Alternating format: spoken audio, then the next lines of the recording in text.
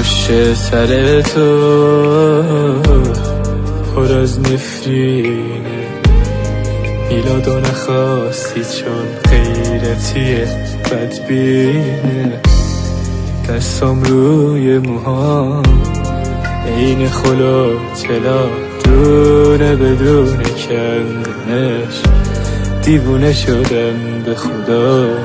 صد ریکورد کمپانی به جایش خون میچکن رو چند تا عکس رو برون، سرت شکست دست و پا، خون تو خونه پر تا گلوم، حروم تا گریه هاما، کار شدن چشمای من، حرومتون ضربه هایی که بعد تو خود رو دست و پای من.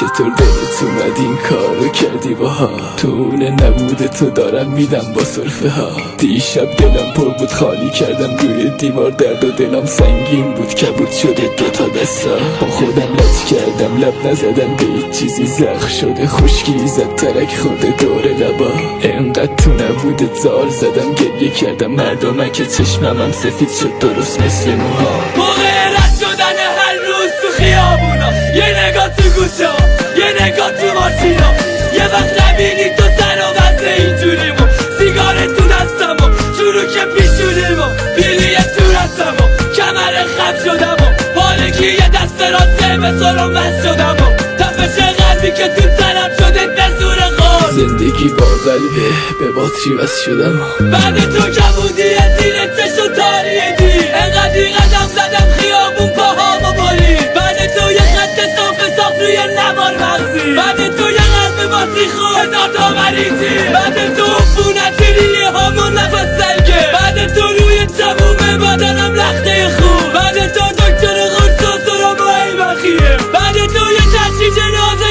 خوب تو کتمون. به جایش خون میچکن رو چند تا عکس رو برون، سرت شکست دست و پا، خون تو خونه پر تا گلوم، حروم تا گریه هاما، کار شدن چشمای من، حرومتون ضربه هایی که بعد تو خود رو دست و پای من.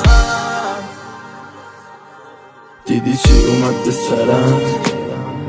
گوشه اتاق من همش عکسای توه، ببین سرت میادا، همین سنه‌ای که دستاش تو دستای توه منو میکشتن، داره ذره ذره آبم میکنه، بذار باز شه روتون تو روی هم، وقتی کارش انجام بده ولت میکنه.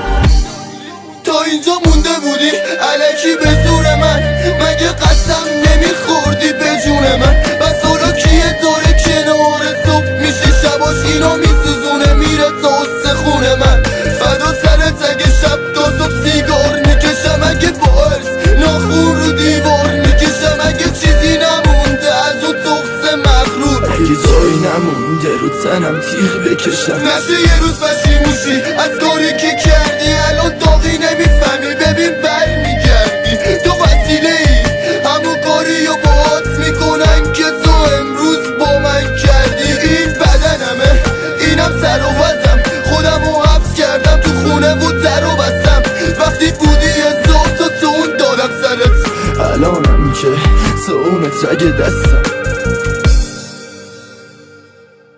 یام خاطر خاک خورده رو بدنت، نزار فشار بده صف بگیره اون دستاتو، شکوندم انگوشامو کبود شده ورم کرده، یه وقت حوث نکنم بندازم حلقتو.